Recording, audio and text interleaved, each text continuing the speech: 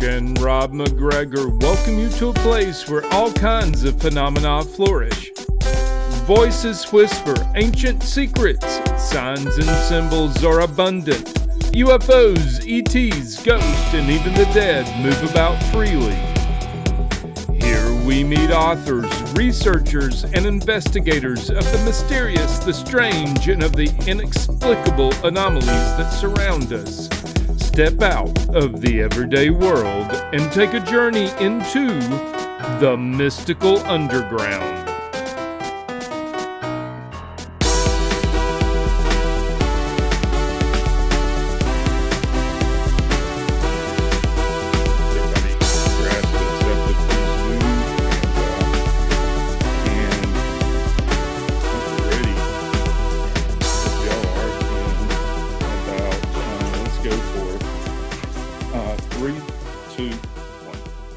Welcome to the Mystical Underground. Thank you for joining us. This is Rob McGregor and Trish McGregor and our producer and tech magician, John Posey.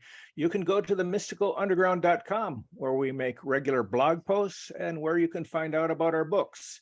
Among them are Phenomena, Harnessing Your Psychic Abilities, The Secrets of Spirit Communication, Sensing the Future, and Aliens in the Backyard. Our upcoming book is called The Shift, Reports from the Mystical Underground. Trish's latest novel is White Crows, and Rob has been slowly releasing the audio edition of Indiana Jones and the Staff of Kings. Our guest today is Angela Willhoft. How do I say your last name? Willhoft? It's Willhoft. Willhoft. Okay, I'm sorry. That's fine. Who's a spiritual medium, a conduit between two worlds.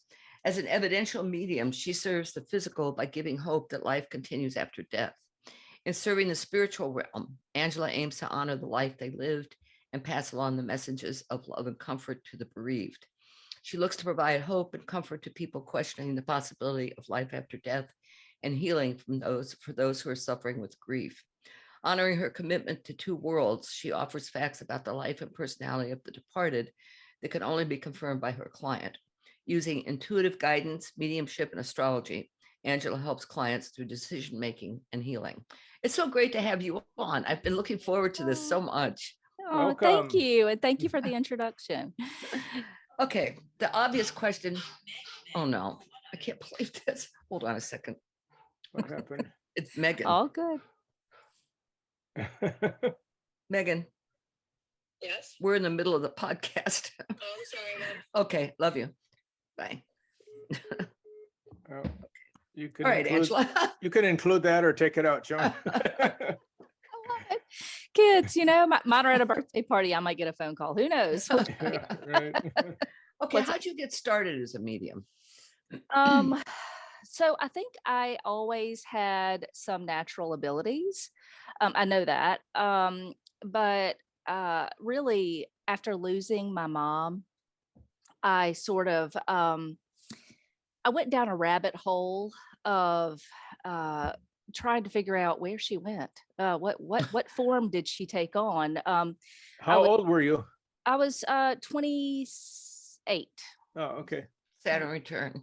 Yeah, my Saturn return, absolutely. And so I started researching NDEs. I was on Raymond Moody's website, reading the books. Like I did all the things when you go into afterlife research. And then because my whole hope was I needed to understand what form she had taken on so that I knew what to expect in a visitation, because I really wanted a visitation. And I begged for a visitation for 5 years.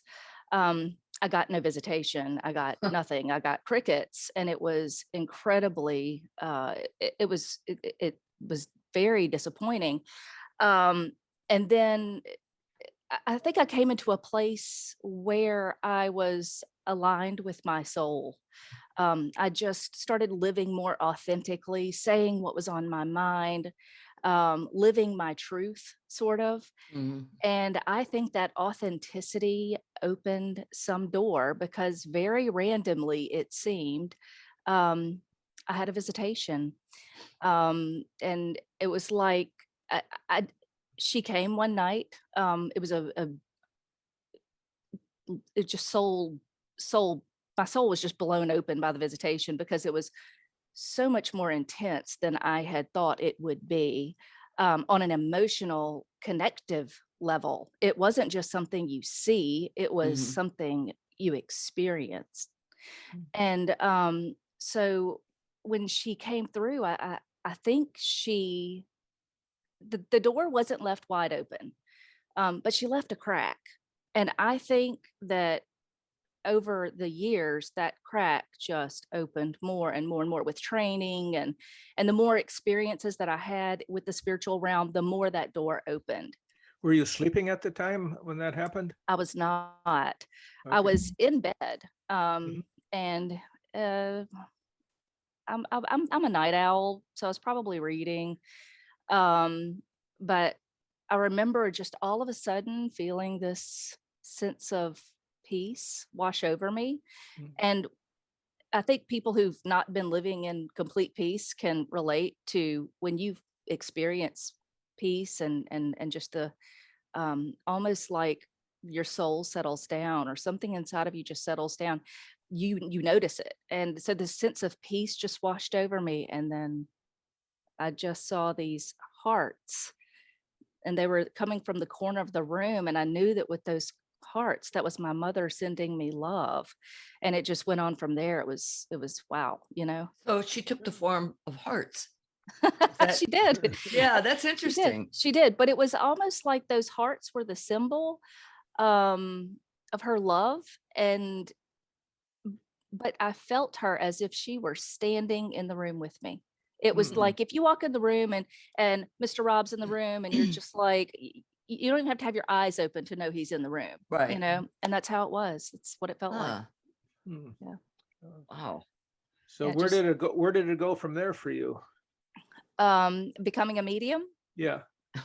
Um, well, the experience was wow for me. What shocked me the most is that same evening, following my mom, my husband's grandfather sort of made a brief connection with me as well, and my husband confirmed some pieces of evidence, um, because I was asking him about it. And at this point, I'd woken him up. Like, hey, you won't I believe saw what's hearts. happening over here. My mom's here. She woke the baby up. The baby's been playing with my hair. Like, there was a whole thing that happened. And so I'm telling him about it. He was able to confirm some evidence of his grandfather. And then I just went on the search to find out, wow, so I can understand having a visitation from my mom, but not my husband's grandfather. So I went to a medium, and I sat down with her, and I said, please tell me I'm not a medium. Because that was scary. And she was like, well, it wasn't scary. No, it wasn't scary. But it worried me, I think. At that point, I'd sort of I'd taken a pause from a lot of metaphysical activities in my life, and I was You're going to have pretty to explain that. sure, and I will. I promise. I'd taken a pause from metaphysical activities, and I think I definitely entered into more of a conventional lifestyle, more of what was expected. And so So was it a situation where you're surrounded by people who are not into the metaphysical? Is that part of it? pretty much, yes. Yeah, And there's yeah. also a religious component to that. Like, I grew up in the church, friends, family, everyone was, pretty much everyone I knew was part of the Christian church in some form or fashion. And so to come out and say, I'm speaking to the dead, would have been a big, like, whoa, you sure? You don't want to do that. You'll go to, Yeah. HE double hockey sticks, and we don't want that. So I did not really want more for just the repercussions, I thought, in my life. I didn't want to be a medium. And also, there is an aspect of it from my childhood, having scary experiences where I didn't really want a ton of. I'd love more visitations from my mom, but I didn't know if I wanted to open the door for whatever might follow. I've learned a lot since then about the way mediumship fits into my spirituality. And I've taken definitely more of a spiritual path, not so much a religious one. And my friends and family have, for the most part, been incredibly receptive to how this is playing out in my life. And I think they can see, I mean, the evidence, I think, is in my sessions. I do this work out of love. And it would be impossible to say that there's not some higher power present in these. Yeah, I see mediumship as like 3 steps. The first step being like random experiences that come to you, like after somebody dies who you know, and they suddenly appear to you, maybe in a dream or whatever. And then the second step would be the ability to ask that for that person to come through, and it comes through. And I guess the third step would be to work with people who you don't know and ask for their people. Exactly. Yeah, and that seems to be the most difficult to me. That is really where, after the experience with sitting down with the medium, and I just went in 1,000 different directions in searching for answers. I explored it. Really, what really opened the door for me working with other people was I explored the charismatic Christian churches and the gift of prophecy. And I use quotes when I say that, just because it's like they have the spiritual gifts sort of listed, and that's the one that people seek out the most, I think. But that gift of prophecy thing really sort of, I started to see how passing along messages from what I was perceiving as like the higher self or God, seeing how those passing along those messages in that way really benefited people. And from there, but you had to, it was all done within a church setting or in a very religious setting. And so I wanted to explore a little bit further how I might bring that in with more just intention in my daily life. And so I went to a metaphysical center, and that's when that's when the door blew open, really. I took some classes. We have a great guy in the area, Sid Patrick. He owned a metaphysical resource center in Metairie, and he offered intuitive development, mediumship 101. And after my first mediumship class, I was that was it for me. Is your mom one of your guides? I don't think she's one of my guides. I think she is an influencer of sorts. I think that my mom tends to take on the role of organizer, project planner. I wouldn't doubt that it was my mom who passed along my Facebook page to you. Yeah, because that showed up so randomly. I'll tell you, that's so funny. Right. And so I wouldn't be surprised if that's how but that seems to be her role. She's always giving me hints of what's coming in the future. She came to me several years ago, and she lays out, because I do this meditation where I meet with them, and she sits at the table and she lays out this book like this thick, and the pages just fan out everywhere, and she has all of these pencils in her hair. And I was like, what are you showing me? What is this book? And at the time I wasn't writing anything. And a couple of years later, I had a COVID project that turned into another one of my life's great passions, which is now I'm writing books. I'm in the process of writing books. So it's been a journey with her at my side. Interesting. The pencils in the hair, that's pretty vivid. Right. I mean, it was great. It was like, wow. And so thanks. How has your family or your husband reacted to this direction in your life? I have to tell you, they've been amazing. I think people who knew me in childhood already knew, I think. So it was almost like, well, yeah, okay. I mean, you can't really say that it's a bad thing when it's something that's been with the child since they were 2. Uh-huh. And there were other random little pieces of evidence, I think, that I might have some ability from, very, very young age. I had a hemangioma right here. The big strawberry is what they called it, Huh. on my third eye, Wow. that appeared at about 3.5 months old. And, if you go through the astrology and you progress a chart, 3.5 months would be around mid-30s, and Mhm. mid-30s is when I really stepped into being a medium and Huh. psychic. So Interesting. just a interesting thought of mine. But I think the people in my life who already knew. Mhm. And my husband has just been my he champions everything I do. He's super intuitive himself, although I don't think he'd really call it that.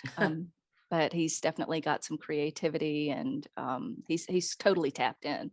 He has a What about your kids? gut feelings. Yeah, the gut feelings. Exactly. He knows things, and right. sometimes he'll just tell me, like, maybe consider going in a different direction with this or that. Like if I'm telling something I'm writing about, or if I'm thinking Mhm. about making a Facebook post for a particular, intuitive sort of intuitively inspired post. And he's always spot on. He's got a really keen sense of judgment. Mhm. What about your kids? How do they? Well, How many kids do you have? I have 2, 11 2. and 7, and they are Uh-huh. psychic as the day is long. Uh, I have my 11-year-old has always been my lucid dreamer, my very, very prophetic, in the sense that she can just tell you just random bits and pieces of, mommy, we're going to live in this house for 10 years, and then we're going to build something, and then it'll happen. So Oh, so she's always interesting. been my she's got an eye for the future. And my youngest, she's definitely mediumistic. She'll tell me things, your mommy loved to make you sandwiches and they didn't have meat on them, and my mom made me mayonnaise sandwiches. And it's like, how would you know that?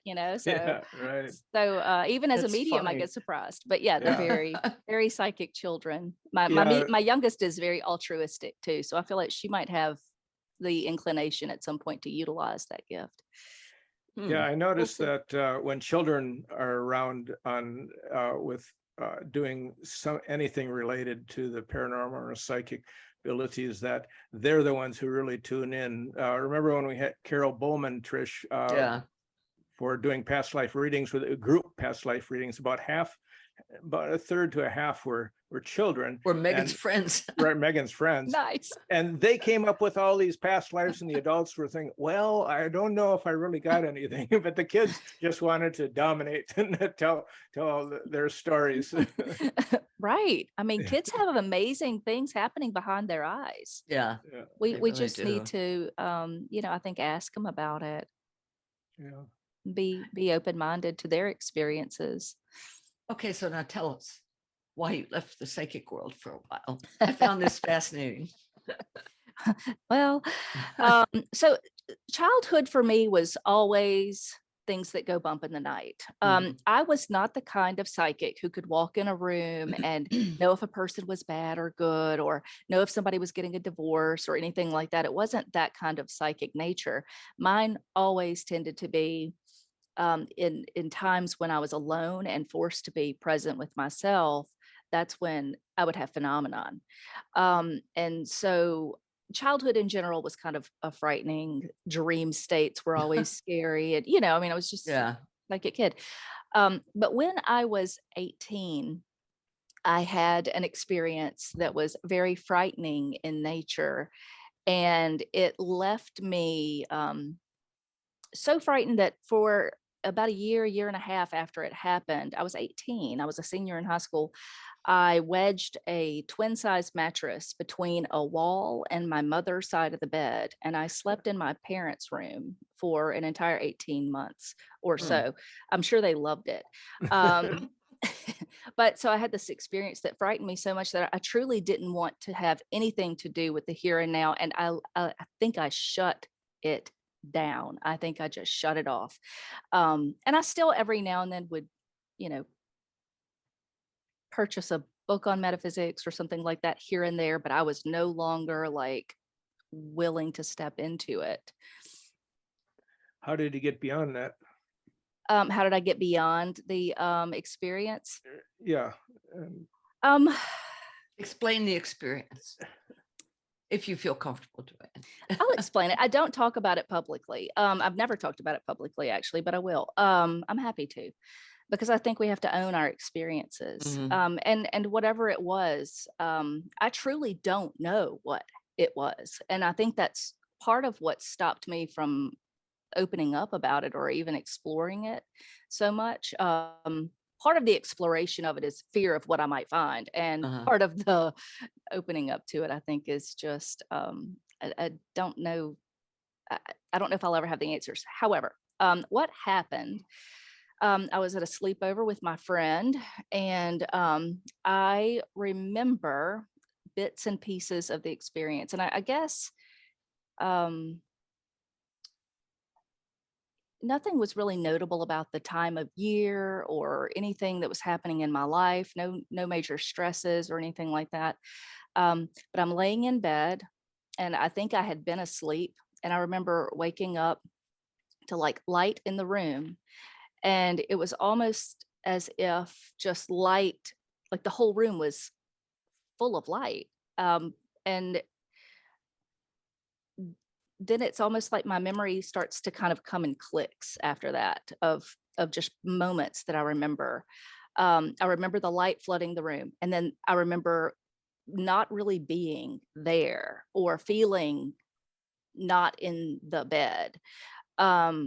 And then I remember coming back, and I was laying on my back again, but this time I believe this time I was on top of the sheets. And I remember this like fear sort of starting to set in, and like the recollection of something happening within my mouth, and the taste of metal or like a foreign, it just tastes something foreign in my mouth. And I remember this pinpoint of light almost the second that I started to have any sort of recollection. There's this pinpoint of light, and I, like a magnet, was attached to my chest. I'm pulled to sit. And my arms, like this light wasn't shining at me, it was shining across the room, and it was a beam, not like the earlier light-filled room, but like a beam of light. And my arms just went straight in front. And I remember thinking, oh my gosh, like I can't move my arm. Like it was out of my control. Like I couldn't not have my arms like this. And it was just this numbness, but fear at the same time. And then all of a sudden, I start hearing this, it sounded like a continuous ring of a rotary telephone, and it just rang continuously. And as it started, I had an instant of recollection that I was not the only person in the house that might have experienced something. And I did feel that the people that, like my friend Lacey, who was still sleeping beside me soundly, that something had been done to them to make them sleep. And as soon as the rotary phones started ringing, I just knew they were erasing my memory. And who they were, I don't know. But I know that it was profound enough. And after that, it was literally like just slump back in the bed, fall asleep, wake up, and sleep with your parents for 18 months. It sounds like an alien abduction experience. Yeah, it does. It does. Do you have any images of the beings or of what you were with? Not so much. I don't know that there were. I just truly don't know. It left me with so many gaps in my memory, and not knowing and wondering, and knowing it was real. To me, it was real. I switched my major. I don't remember what I was going to go into, but I switched it to psychology just so that I could find a rational reason, a rational explanation for what was wrong with me. Because previous to this, the shadows were always crawling on my walls, and like, so I just thought maybe something was wrong with my mind. In college, through studying psychology, I did ultimately come to a conclusion that it must have been sleep paralysis. The older I've gotten, the more open-minded I am that it could have been an abduction and it could have been sleep paralysis. I truly I don't know. Yeah. But Did it anybody was, else at the slumber party experience anything? no, that it was they- just me and my friend Lacey who were sleeping, and her family and her little sister. And I kind of remember thinking about her little sister a little bit, almost like an intuitive nudge Mhm. that she was affected too, but we've never really Huh. bridged that Yeah. in discussion. So I don't know, but it scared me. And Yeah, I could see then I why. decided, I was just like, I don't want to be part of anything that is not firmly in the here and now. Hmm. S- You So gonna how write long? about this? What's that? Are you gonna write about this? I don't know. I've thought about it. I don't know. You might remember more if you do. Perhaps, the first, our email exchange was the first time I even remotely mentioned it in years. Interesting. So that was definitely the first time it came onto pen and paper in any form. 'Cause Yeah. that may explain a lot, in terms of your maturing into your psychic ability, I think. Okay. Perhaps, because I will say this, when I entered into the world of psychism and mediumship, I was at a mediumship workshop in New Jersey. And one of the mediums, we were, standing around each other doing, just psychic work with each other. And one of them said to me, she said, when you get past your fear, you're going to open up all the way. And Interesting. I think fear has been a huge part of my journey in terms of just receiving life's experiences as they come, Mhm. and not trying to control them so much. So yeah, Hmm. I could agree. It helped me grow as a psychic. Yeah. It helped me grow spiritually, and as your spirituality grows, your mediumship grows. It's like Uh-huh. hand in hand. Like one goes Tri- up, the other goes up. Trish mentioned that a medium told you that you were going to be on a podcast. Yes. And what she said was, you're going to get an offer out of the blue. You won't even know it's coming, and you're going to be on a podcast. And I was like, no interest in podcast, but happy to do it. And then here comes Trish. How long was that? When was that? When did she tell you that? I mean, how much? She told me that in October-ish. Oh, okay. Interesting. Yeah. Interesting. Okay, tell us, how do you get messages? I mean, is it impressions? Is it sounds? Is it voices? What? Because it seems to vary for each medium. It does. So for me, I am primarily clairaudient and clairvoyant.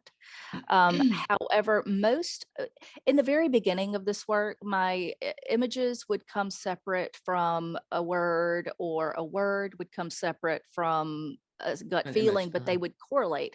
And now when spirit communicates, they mesh them all together. So in a flash, I might look at you and say, I see an apple.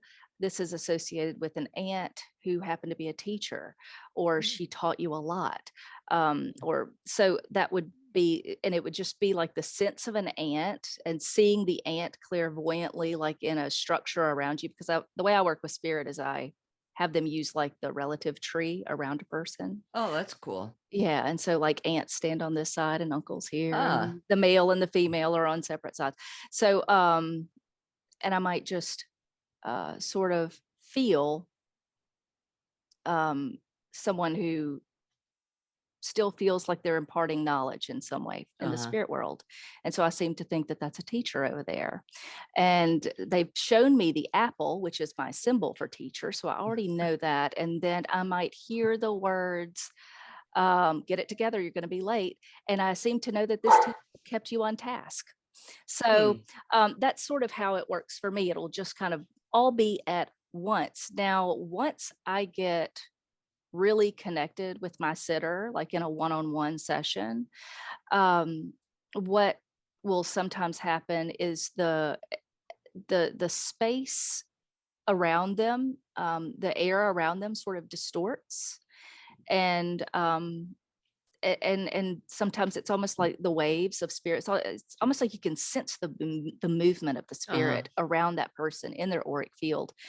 Or another thing that'll happen when I'm strongly connected is I'll have a shadow that morphs into a different shape, and that shape morphs into something else. And it's almost like this just continuous play with the shadows. I've had a couple of objective experiences where I have a person that I could almost touch. And those have been rare. I 3 or 4. I've had 3 or 4 of those. You mean where you touch the spirit? You could almost That touch they, the spirit. I see them as if they're standing in the Okay. room with me. Oh, Yeah. That's So, interesting. yeah, I've had a couple of those, and that's always like, it's just like it's a gift. I mean, And- it's like a present from the universe when you get that one. It's like, oh. but it's not somebody that you would have known in life, or Well, it was funny. One of them was my husband's grandmother. And these always tend to happen when I'm in a very, very relaxed state of consciousness. My husband's grandmother, I just remember dreaming that she was that I remember dreaming of a person, and just knowing that when I opened my eyes, there was going to be someone there. And so I opened my eyes, and there was a woman sitting at the foot of our bed with her back to me. And I felt she was there just comforting him. And it was kind of interesting because we were able later to kind of confirm different details about her hair and things like that. And it was his grandmother, and or his great grandmother actually. And so yeah, and the other time it was I believe the other time that it happened that was personal in nature, and I've had it happen a time or two in like a mediumship circle, when you get in that really deep state of consciousness and the ideas and thoughts and things are just flowing with people. But the other time it happened on a personal level for me, I was laying in bed. I'd been very worried about my younger daughter's health, and the same thing happened, but it was like 9 or like I would probably say 8, 9 o'clock in the morning. I wake up and I just know as soon as I open my eyes, there's going to be a little boy standing here. I saw him behind my eyes first, and when I opened my eyes, he was there, and he was about 7 or 8 years old. He looked so serene, and the room was just like the visitation with my mom. I was thinking that sense of peace. And yeah, it was. What would he have had to do with your daughter's health? I knew as soon as I saw him, he had come to let me know that she had people watching out for her, and I could let it go a little bit. Wow. It was this sense of, because he brought such a sense of, I'm watching over her, because that's what he was doing. I'm sorry, I should have mentioned, she was asleep in the bed next to me as it happened. So he was looking down at her. He wasn't looking at me, and looking down at her. And I remember thinking, oh, she's good. He's got her, And then as soon as I blinked, it was gone. Wow. In your training, Angela, as a medium, is there any one person or people who have been very influential for you to help you along? Absolutely. I've been so fortunate. So starting out, work, doing things with the MRC in Metairie, Louisiana, that was huge. Sid Patrick there. he was always so keen to take on students in his mediumship classes, and he was always trying to plan a trip, or is always trying to plan trips out of state to go to workshops and things like that. So he was great. Over time, you find a ton of your learning comes from books and yourself and the people that you meet along the way. Mhm. I became friends with a well-known medium in the area, Nicole Riley. I work in an office space with her now. So she and I have always had this awesome exchange of ideas and thoughts and knowledge. So I'm super fortunate there to have an experienced medium sort of in my daily life. Mhm. And then I take part in an online circle. And this circle has probably been the biggest instigator in my growth, with Christine Morgan. She's out of Australia, works at Arthur Finley, and she actually does some classes with Journey Within in New Huh. Jersey as well now, online Zoom classes. But Christine has been, I do a weekly circle with her and several mediums from across the world, and that has been That's gotta be it really fascinating. just, oh, Yeah. is it? It's wonderful. Yeah. Huh. It's such an awesome experience, and you know, uh, mediumship is an oral tradition. So much of it is just knowledge passed down in the moment of sharing Mhm. knowledge, not something that you can really plan to do in a class, or Right. Yeah. it's Huh. so organic the way Yeah. knowledge is passed down in that work in this career. Yeah. So what Hmm. role does astrology play in your work as a medium? Well, an ever increasing one, which is Okay. strange. You know, I've always been into astrology. It was probably the only thing metaphysical in nature that I still kept up with Mhm. over the years. I was telling Trish, I believe I probably read many of her the things that she wrote along the way. um, but typically, I mean, I read my chart daily. I look at the transits daily. More frequently, I'm posting on astrological things because I do find that I have a little psychic insight that sort of combine with that. And I think that's every astrologer Uh-huh. tends to be a little psychic also. Um, I have, super sorry. Oh, Can, that's can funny. we Our can we dogs are edit gonna that? start. Megan the Bernedoodle. Um, so um right now, I do probably my mediumship and intuitive guidance, I spend probably 70% of my time with clients on that and 30% with astrology. I do have a reading where I combine them, and I think it's really helpful. I do sort of a combo 45 minutes of mediumship and intuitive Oh, that's guidance, cool. and then 45 minutes of Uh-huh. chart interpretation that I utilize to confirm. I don't look at the chart beforehand, I look at after. And I use the timing of transits and things to confirm, like if I said earlier in the reading, I think in the fall you're going to get a new job. It feels like Uh-huh. September to me. And I'll look in the chart and we'll see, oh, there's a new moon in your 10th Yeah. house, September the 9th or whatever. And there you go. Hmm. What oh, I had another question for you. Shoot. You're all good. Yeah, really. Oh, okay. Did my All right. doodle distract you too? Yeah, me too. That I hear my dogs back here panting. I don't know. Well, if Megan you know that Trish is an astrologer, and Yeah, no, we've talked. Oh, yes. she's always talking about Mercury retrograde. How can you not? Yeah, exactly. It's coming soon too. So Yeah, it is. buckle up. Mercury in Libra too. Right. All right. Okay, describe what you know about what happens, what goes on in the afterlife. I mean, what is the setting like? Is it like whatever you imagine? Is it your beliefs or what? I think it is sort of some strange combination of things like that. I do Mm. think that we retain the essence of who we are when we pass on.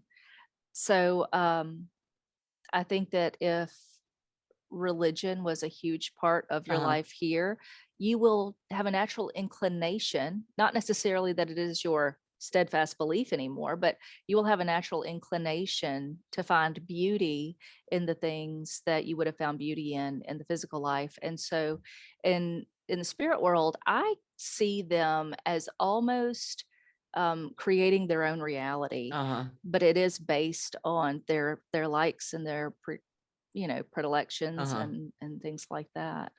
I remember reading that, I think it was in one of Robert Monroe's books, where he talks about different tiers in the afterlife. And he said there's a special place where doctors go because they tend to be such skeptics in physical life. So then they go to this place and it's, it's like, Right. I wouldn't doubt that there's definitely a phase of education for people who are skeptical in the physical. I do sometimes in my readings, I'll get little hints of what it must be like over there. I remember having one where it was a woman's son, and he didn't believe, and he'd struggled, with his mental health, and he was firmly a skeptic in the physical life. And I remember in the session that he literally said, it was like I popped up over here. wow. Didn't expect it. And it was, and from there, he had to sort of almost like he would take a step forward, and then it was like the spirit world would meet him there. It's like there was definitely like some guidance, because there was an uncle who came in for him and sort of took him under his wing and was like, this is how it goes now. Like this. How did he die? Do you remember? I believe it was suicide. Oh boy. What happens to suicides in the afterlife? Well, I don't, I might be judged pretty heavily for saying this, but I don't think their experience in the afterlife is much different than the experience of anyone else in the That's afterlife. what I've thought. I do know that many times they'll pop over there and they're with aunts, uncles, brothers, cousins, mothers, whoever is they have over there already. And there's really not been, a ton of they always talk about going back to school if you've committed suicide, or you have to go through a certain level training and stuff. And sometimes in the cases of mental illness, especially, I find that they don't necessarily undergo such, it doesn't feel like they've undergone extensive training to get to where people might be. However, I have also I have evidence of people who do have to work very hard to sort of increase their I hate to use the term heavenly status, but it's almost like Yeah, no, I know what you mean. there do seem to be layers and levels. And they don't seem to be hard and fast levels. They seem to have a lot of wiggle room between. I truly think that the soul's progression is almost a progression towards the higher power, towards ultimate, like just supreme love. And I think because you didn't love yourself enough to give your soul the experiences that it deserved or needed in the physical life to make sure that it continued on, I do think that there's a self-love issue that you have to address when you get to the spirit world. And that is what tends to hold people back from the progression into other levels. That's how I feel. Yeah. And so isn't there a tendency for some spirits to hang around Earth after death and like re-experiencing their life, or to peering into what's going on here, and still identifying with the Absolutely. I think they never leave, really. I think that there are certain times in our life when their presence is more known, definitely more easily felt. And some of that is where we are, and some of that is what they know or where they are. An example of it being like where I am would be like my awakening to spirit. I was in a great place. I was, finally trying to live my truth, and spirit came in very easily. It was very natural because my soul had reached a vibration that aligned with theirs. The other aspect of that, with them hanging around after a passing specifically, I tend to, I know that there's more phenomenon. There's definitely that their residual energy is still on the earth. Different things that they touched, loved, were part of, their energy will be felt more easily in a room because of that residual energy. But I also feel that they have sort of times where they will come down, especially if they know you're about to have a life event of some kind. I think that they really start to linger around us more. And again, that's when you start seeing the phenomenon in your house, the clock that's always, Right.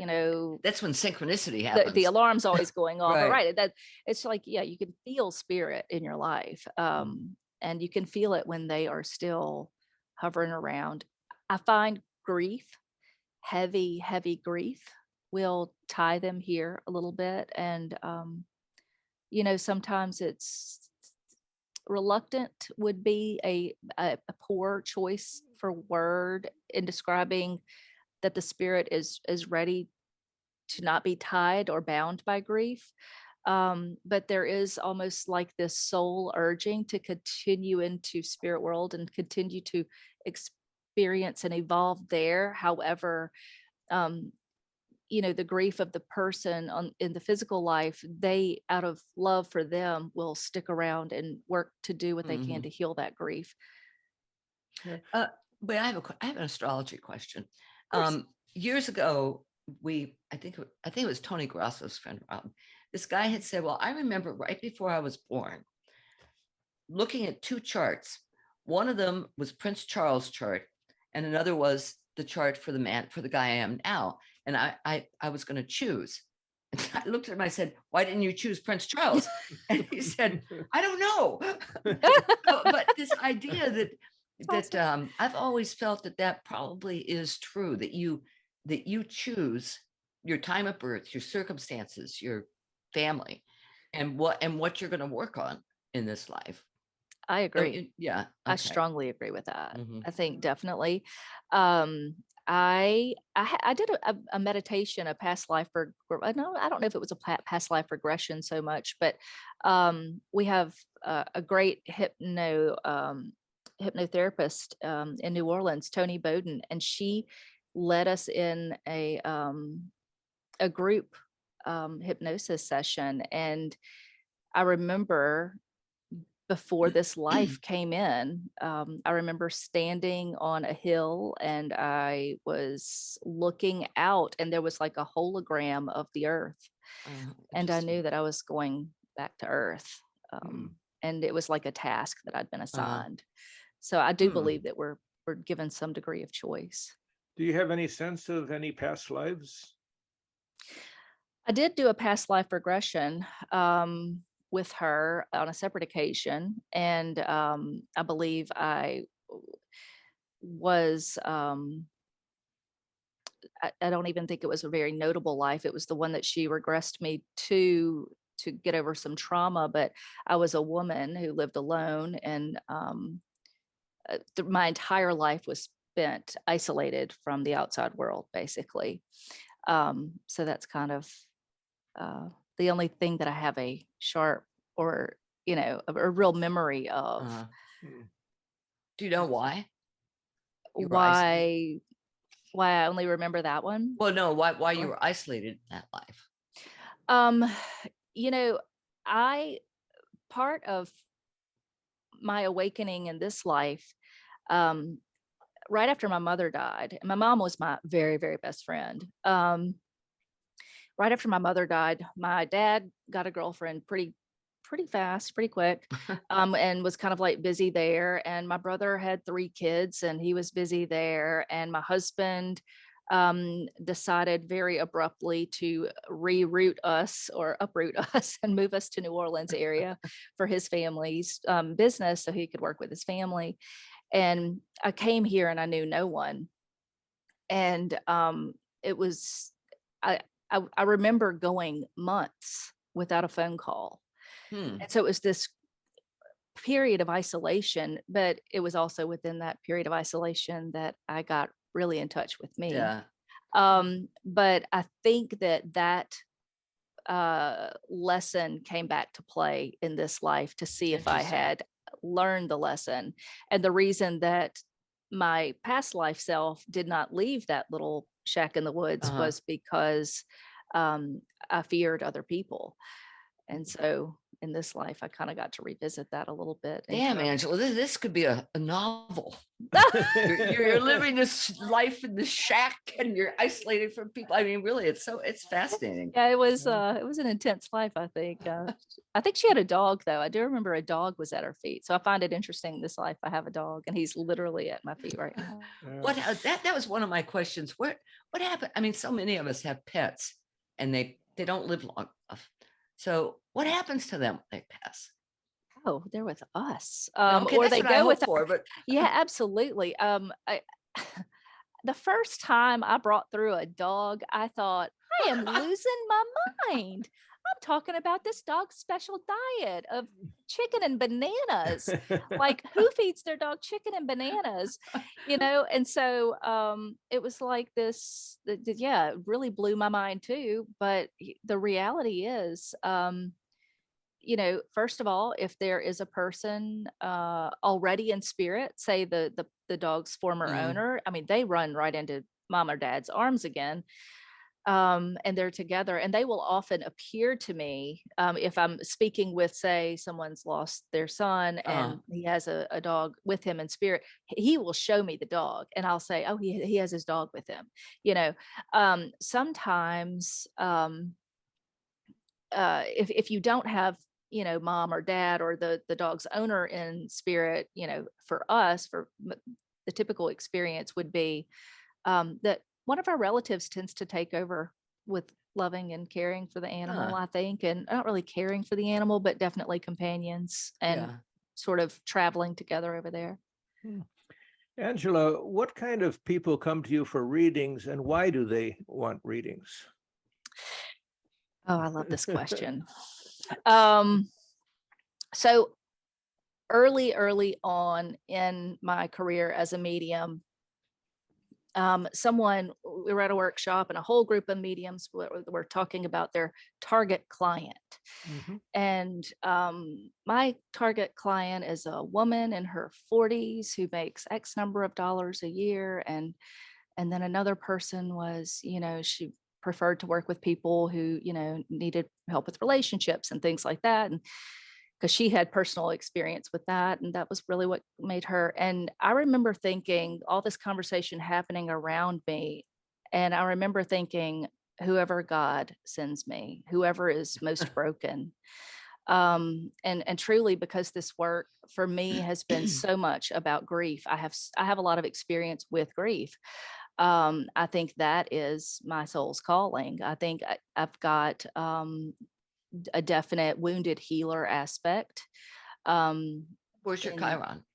It's conjunct my 10th in the night, but conjunct. That's I vaguely remember that. Okay. Yeah.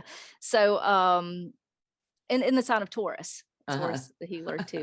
So but for me, it is definitely the grieving. I hope that they think of me, because I do try truly. I mean, I think primarily I try to honor the life of the person who departed and not just talk about how they died, but to talk about how they lived, and bring through personality aspects. I find that over time, my gift has morphed or ability has morphed. I started out, I'd be able to describe hair color, eye color, their shape, and if they liked football.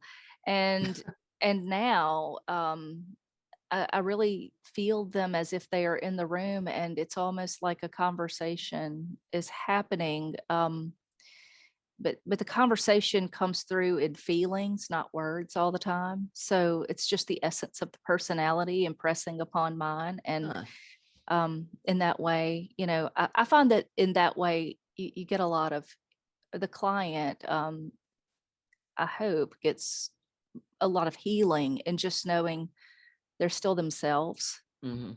you know. You have to go to Casadega. I know. She would fit in, Rob. I think Right. so. I would love it. I would absolutely love it. I actually met someone from Casadega at a workshop we did in New Orleans. Oh, really? And Somebody who lived there? yeah, lives there. And Interesting. I remember thinking, I've got to get over there. After conversation with them, I was just like, oh. So one Yeah. day, I'm sure it'll happen. Okay. Yeah. Just let us know. We'll meet you there. Absolutely.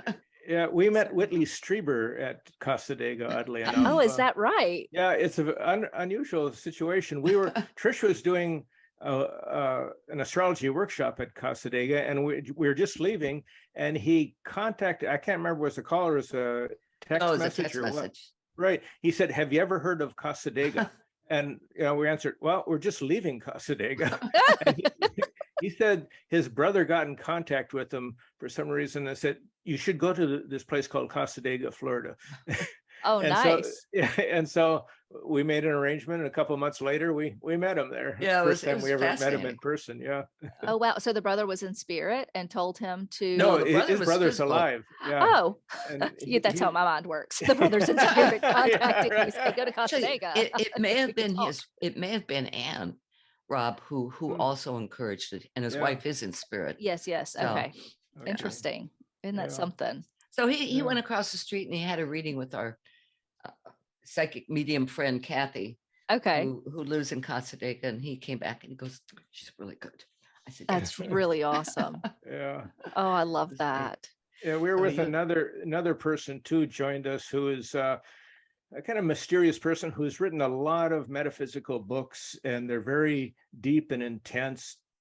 And over the years, we've kind of figured out this guy has been involved with the CIA as a consultant or Mhm. one thing or another from things he has said. And so it was odd that he didn't didn't get a reading. So I said, "Peter, why don't you get a reading?" He said, "Well, it would be interesting, but I'd have to kill the person afterwards." Jokingly. Yeah, that was a joke. That's awesome.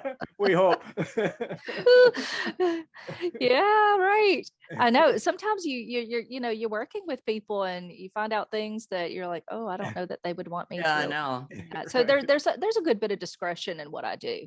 Yeah. Discretion is certainly key, I think, in a lot of situations. I've had some moral pickles.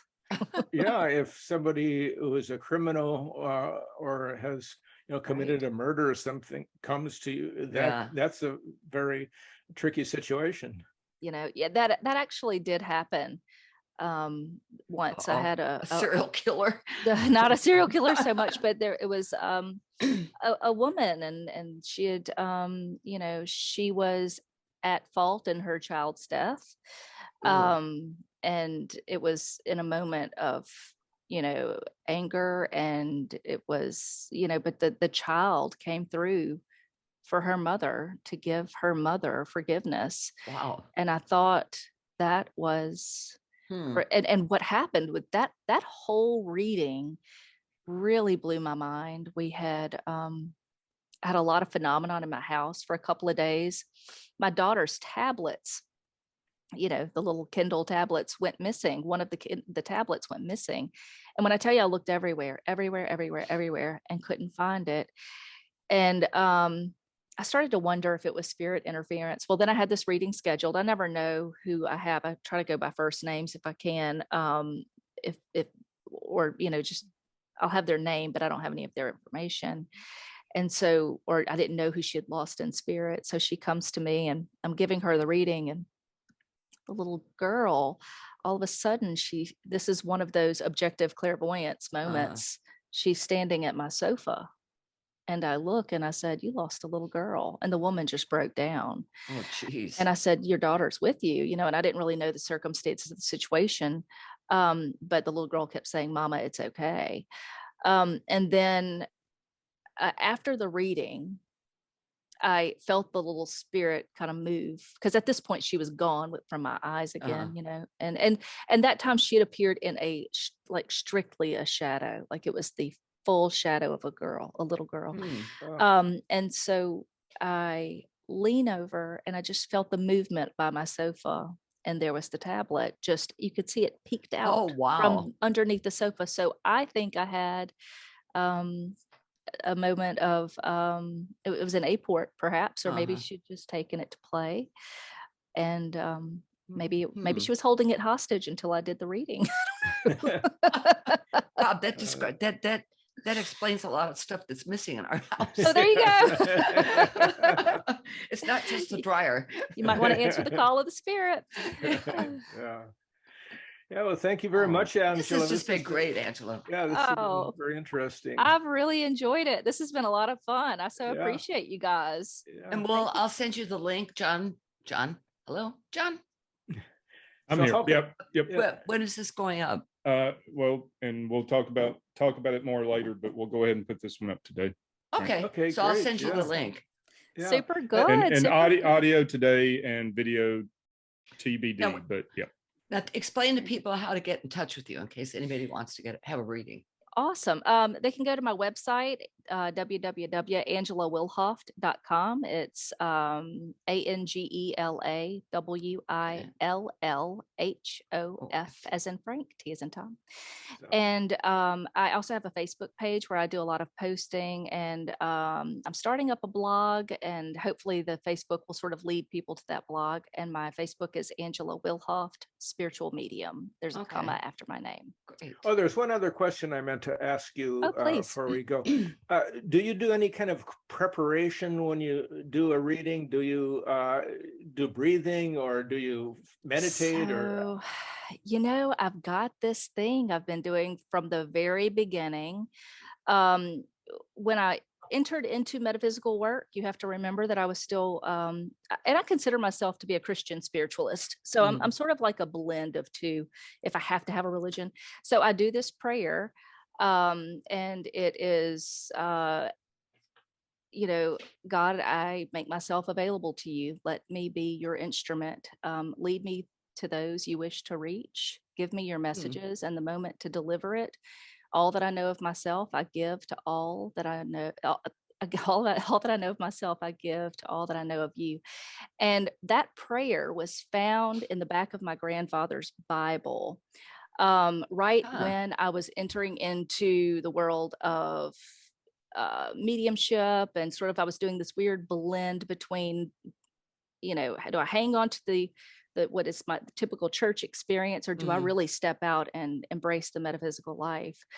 And so I found that prayer then, and I thought, this is everything that I feel and want to say. So I do that prayer, and I sit quietly before I connect with spirit, and it seems to work. Was your grandfather a medium? That was my first thought. So it's funny you ask. I'm not certain, but I find that most mediums have some sort of obsession with death, and he worked at a funeral home. Okay. Oh, that's interesting. That is So- interesting. Yeah. Yeah, Wow. probably. Yeah.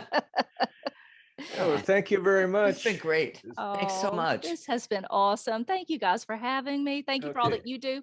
I do have to say a big thank you to both of you, because it was your YouTube, a YouTube thing you did back in 2016 that really led me back into the metaphysical. You were a big part of that as well. And I meant to say that earlier, Okay. What was because you that, were Rob? you were I don't know. working on synchronicities, and I think it was just a replay of a podcast that you'd posted on YouTube, or Oh, something yeah. where you were. Somebody were a probably guest. we were a guest Yeah. for somebody else's podcast. That's most what it likely. was. That's what it Yeah, was. okay. And it was about your work in synchronicity and stuff. And that really, and I think I emailed Trish back then and told Oh. her some stuff on global empathy, because I was kind of opening up to some of my gifts. Oh, So- interesting. Wow, I'm gonna have to go back through my old emails and look. I know, right? It might have been through Facebook Messenger. I'm not really sure how it connected. I'm not Okay. sure, That's but yeah. interesting. So thank you for what you have done for this community. Well, for all of also, as soon us. as you've got a book out, please Yes. contact us. I Let sure us will. know. I sure Okay. will. I Love look to forward have to. you on again. Oh, thanks so much. It's been a real Okay. pleasure. You Y'all have are a good great. day. Have a good day. Thanks, Take guys. care. Thank you. Bye now. Thank you, John.